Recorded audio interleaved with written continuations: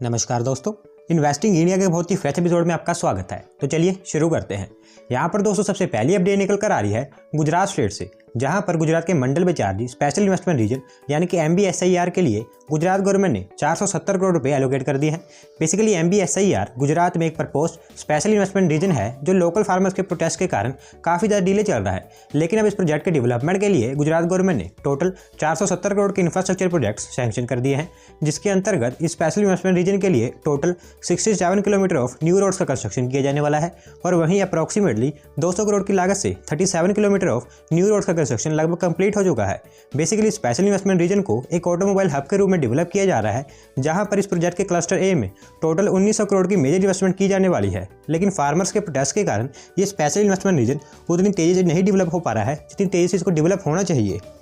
यहाँ पर दोस्तों अगली अपडेट निकल कर आ रही है union territory Jammu and Kashmir से, जहाँ पर ऑलमोस्ट 1.5 साल के बाद Jammu and Kashmir union territory में 4G इंटरनेट सर्विस को रिस्टोर कर दिया गया है। बेसिकली जम्मू एंड कश्मीर में आर्टिकल 370 हटने के बाद बॉर्डर सिक्योरिटी को देखते हुए पूरी यूनियन टेरिटरी में 4G इंटरनेट सर्विस को सस्पेंड कर दिया गया था, जो 5 अगस्त 2019 से आज तक सस्पेंड थी। और उस समय से सिर्फ उधमपुर एंड गंदेरबल में 4G इंटरनेट सर्विसेज अवेलेबल थी और बाकी के 18 डिस्ट्रिक्ट्स में only 2G internet service available थी। लेकिन यूनियन टेरिटरी के बिजनेसमैन, स्टूडेंट्स एंड प्रोफेशनल्स लगातार 4G इंटरनेट सर्विस को रिस्टोर करने की डिमांड कर रहे थे। तो ऐसे में यूनियन होम मिनिस्ट्री की एक हाई लेवल मीटिंग के बाद सभी तरह के सिक्योरिटी प्रॉब्लम्स एंड कंसर्न्स का रिव्यू करने के बाद पूरी union territory Jammu and Kashmir में 4G इंटरनेट सर्विस को रिस्टोर कर दिया गया है। यहाँ पर दोस्तों अगली अपडेट निकल कर आ रही है सेंट्रल गवर्नमेंट की तरफ से, जहाँ पर सेंट्रल गवर्नमेंट की street vendors Atmanirbhar Nidhi scheme के अंतर्गत ministry of housing and urban affairs ने ऑनलाइन फूड प्लेटफॉर्म जोमेटो के साथ एक MOU साइन कर लिया है, जिसके अंतर्गत ये दोनों मिलकर ऑन बोर्ड स्ट्रीट वेंडर्स को जोमेटो ऑनलाइन फूड प्लेटफॉर्म पर लाने में मदद करेंगे। बेसिकली जैसा कि आप जानती हैं कि जो स्ट्रीट वेंडर्स होते हैं उनके जो फूड एंड प्रोडक्ट्स होते हैं वो ज़्यादातर गली और मोहल्लों में ही बिकते हैं और उनका मार्केट रीच भी ज़्यादा नहीं होती है, क्योंकि ना तो उनका बिजनेस कोई स्पेसिफिक लोकेशन पर होता है और ना ही उनका बिजनेस इतना बड़ा होता है। तो ऐसे में अगर उनके फूड एंड प्रोडक्ट्स जोमेटो जैसे ऑनलाइन फूड प्लेटफॉर्म्स पर आ जाएंगे तो उनके फूड एंड प्रोडक्ट्स की मार्केट रीच भी बढ़ेगी और साथ ही साथ उनको थाउजेंड्स ऑफ कस्टमर्स की ऑनलाइन एक्सेस भी मिल जाएगी, जिससे कि अल्टरनेटिवली उनका बिजनेस भी ग्रो होगा। इस MOU के अंतर्गत ministry of housing and urban affairs Zomato के साथ मिलकर फेज 1 में across the country 6 Indian cities Bhopal, Ludhiana, Nagpur, Patna, Raipur and Vadodara, इन सभी सिटीज़ में 300 स्ट्रीट वेंडर्स को उनके ऑनलाइन प्लेटफॉर्म पर लाने में मदद करेंगे। और अगर ये मिशन सक्सेसफुल रहता है तो इस मिशन को across the country pan India में कई फेजेस में इंप्लीमेंट किया जाएगा। इस MOU के अंतर्गत ministry of housing and urban affairs, municipal corporations, GST officials, Zomato and food regulatory authority FSSAI के साथ मिलकर स्ट्रीट वेंडर्स को FSSAI registration, app user training, menu digitisation, pricing, hygiene and best packaging, इन सभी थिंग्स के लिए हेल्प प्रोवाइड करेंगी, जो कि ministry of housing and urban affairs का एक काफ़ी अच्छा स्टेप है। यहाँ पर दोस्तों अगली अपडेट निकल कर आ रही है असम स्टेट से, जहाँ पर असम गवर्नमेंट की तरफ से स्टेट में 29,701 न्यू टीचर्स को अपॉइंटमेंट लेटर्स डिस्ट्रीब्यूट कर दिए गए हैं, जो सिंगल डे में आज तक की सबसे बड़ी बिगेस्ट एवर अपॉइंटमेंट है। ऐसी स्टेटमेंट असम गवर्नमेंट की तरफ से निकल कर आ रही है। इस टोटल 29,701 टीचर्स अपॉइंटमेंट लेटर्स में से 16,484 appointment letters by way of provincialisation दिए गए हैं, जो करीब पिछले 8 से 10 सालों से पढ़ा रहे थे उनको दिए गए हैं। और बाकी के 13,217 अपॉइंटमेंट लेटर्स टेट टीचर्स को उनकी मेरिट के हिसाब से डिस्ट्रीब्यूट किए गए हैं। बेसिकली जैसा कि आप जानती हैं कि असम स्टेट में एजुकेशन प्रॉब्लम से काफ़ी बड़ी प्रॉब्लम है और स्टेट गवर्नमेंट असम में एजुकेशन को प्रमोट करने के लिए कंटिन्यूसली प्रयास कर रही है, जिसके अंतर्गत स्टेट में गर्ल्स को डेली 100 रुपीज़ देना, उनको स्कूटर्स देना, new medical college and science colleges का कंस्ट्रक्शन करना, इस तरह के सभी प्रोजेक्ट्स पर काम किया जा रहा है, ताकि हमारी नॉर्दर्न ईस्टर्न स्टेट्स में एजुकेशन सिस्टम को बेहतर करके उनका भी डेवलपमेंट किया जा सके। और इसी के अंतर्गत इन अपॉइंटमेंट लेटर्स को भी डिस्ट्रीब्यूट किया गया है। इसके अलावा स्टेट गवर्नमेंट का कहना है कि आने वाले 10 से 15 दिनों के बीच स्टेट में टीचर्स को 5,000 न्यू अपॉइंटमेंट लेटर्स भी डिस्ट्रीब्यूट किए जाएंगे, जिससे कि अप्रोक्सीमेटली असम स्टेट की 80% एजुकेशनल प्रॉब्लम खत्म हो जाएगी।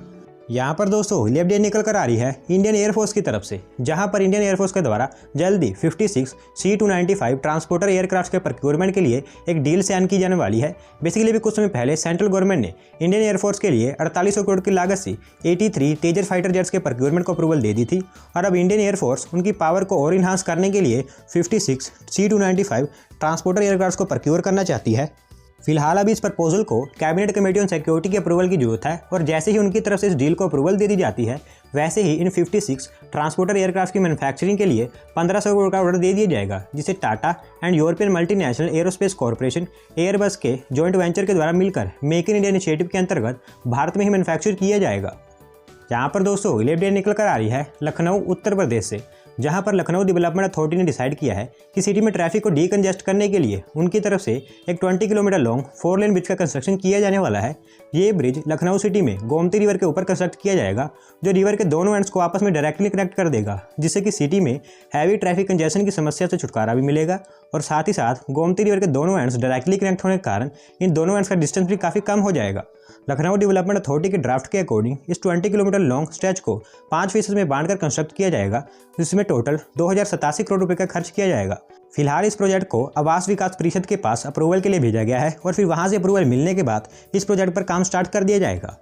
यहाँ पर दोस्तों अगली अपडेट निकल कर आ रही है गिफ्ट सिटी गुजरात से, जहाँ पर ICICI लोम्बार्ड, जो कि एक Indian private general insurance company है, वो ऐसी पहली कंपनी बन गई है जिन्होंने गिफ्ट सिटी में पहला प्राइवेट इंश्योरेंस ऑफिस सेटअप कर लिया है। बेसिकली कुछ समय पहले ICICI लोम्बार्ड ने अनाउंस किया था कि वो गुजरात की गिफ्ट सिटी में उनका एक इंश्योरेंस ऑफिस सेटअप करेंगे, जिसे अब इंटरनेशनल फाइनेंशियल सर्विस सेंटर यानी कि IFSC अथॉरिटी की तरफ से ऑफिस को सेटअप करने के लिए अप्रूवल दे दी गई है। दोस्तों अभी 1-2 दिन पहले एशियन डेवलपमेंट बैंक ने भी गिफ्ट सिटी में 1000 करोड़ की इन्वेस्टमेंट की कमिटमेंट की थी और वहीं 4-5 दिन पहले HSBC बैंक ने भी गिफ्ट सिटी में उनकी प्रेजेंस स्टेबल्स कर दी है और अब ICICI लोम्बार्ड ने भी उनका इंश्योरेंस ऑफिस गिफ्ट सिटी में सेटअप कर दिया है। स्पेसिफिकली जैसे जैसे गिफ्ट सिटी में इन्वेस्टमेंट्स आती जा रही हैं, वैसे वैसे गिफ्ट सिटी एक इंटरनेशनल फाइनेंस टेक सेंटर बनती जा रही है। यहाँ पर दोस्तों अगली अपडेट निकल कर आ रही है आंध्र प्रदेश स्टेट से, जहाँ पर आंध्र प्रदेश गवर्नमेंट की तरफ से डिसाइड किया गया है कि स्टेट में IT सेक्टर के ग्रोथ एंड डेवलपमेंट के लिए उनकी गवर्नमेंट स्टेट में 3 IT कंसेप्ट सिटीज़ को डेवलप करने वाली है। ये तीनों सिटीज़ आंध्र प्रदेश स्टेट के विशाखापट्टनम, तिरुपति और एक IT सिटी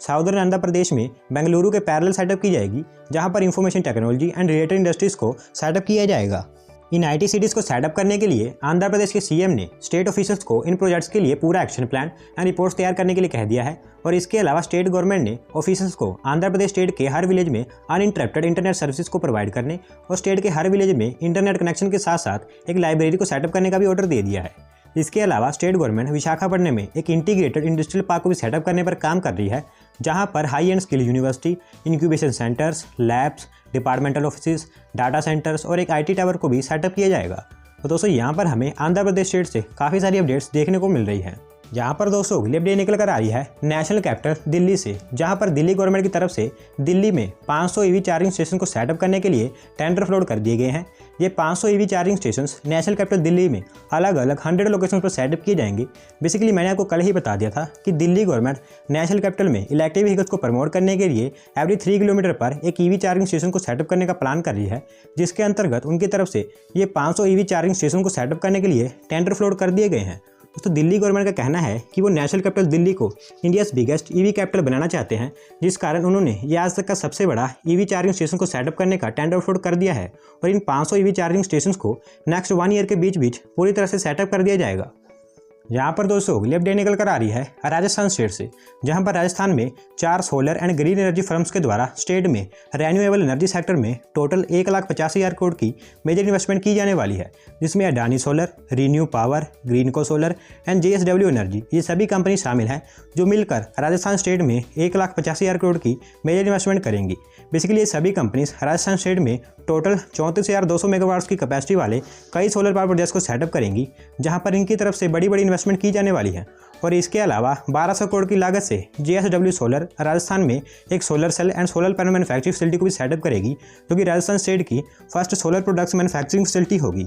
34,200 मेगावाट्स की टोटल कैपेसिटी वाले इन सोलर पावर प्लांट्स को सेटअप करने के लिए राजस्थान स्टेट में टोटल 80,000 हेक्टेयर्स ऑफ लैंड को एक्वायर किया जाएगा। करंटली इन सभी कंपनीज के इन्वेस्टमेंट प्रपोजल्स अप्रूवल्स के लिए अलग अलग स्टेजेस में है, जिसमें से अडानी सोलर एनर्जी के 46,000 करोड़ के इन्वेस्टमेंट प्रपोजल को स्टेट एम्पावर्ड कमेटी की तरफ से अप्रूवल दे दी गई है और बाकी की सभी कंपनीज को भी जल्दी अप्रूवल मिलने वाली है। ये सभी इन्वेस्टमेंट कमिटमेंट्स कंपनीज की तरफ से धीरे धीरे पर ईयरली अगले 5 से 10 सालों के बीच में कर दी जाएंगी, जो राजस्थान स्टेट में इतनी बड़ी इन्वेस्टमेंट्स के अलावा अप्रोक्सीमेटली 16,000 न्यू जॉब्स भी जनरेट करेंगी। तो दोस्तों यहाँ पर हमें राजस्थान से एक बहुत ही अच्छी अपडेट देखने को मिल रही है। तो दोस्तों आज की वीडियो में बस इतना ही। अगर आप अपनी तरफ से कोई अपडेट सबमिट करना चाहते हैं तो डिस्क्रिप्शन में दिए गए लिंक पर क्लिक करके सबमिट कर सकते हैं। और अगर आज की वीडियो पसंद आई हो तो वीडियो को लाइक करें, चैनल को सब्सक्राइब करें। धन्यवाद आपका वीडियो को देखने के लिए।